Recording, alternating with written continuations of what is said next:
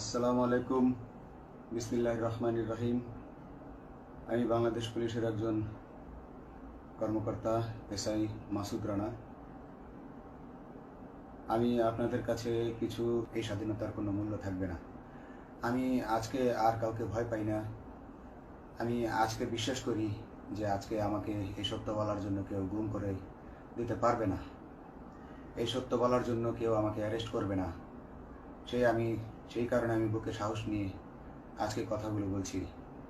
আপনারা যারা বিএনপি নেতা ইলিয়াস আলীর অপেক্ষায় আছেন, তাদের জন্য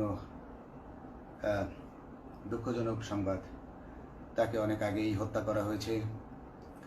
তাকে পতেঙ্গা সমুদ্র সৈকত দিয়ে কড়া পাহারায় সাগরের মাঝখানে নিয়ে স্পিড বোটের মাধ্যমে মুখে পলিথিন পেঁচিয়ে হত্যা করে, তার পেট ছুরি দিয়ে ছিদ্র করে, তাকে পাথর দিয়ে বেঁধে সাগরে ডুবিয়ে দেওয়া হয়েছে। শুধু ইলিয়াস আলী নয়, অনেক নেতার সন্ধান যারা আজও পাননি।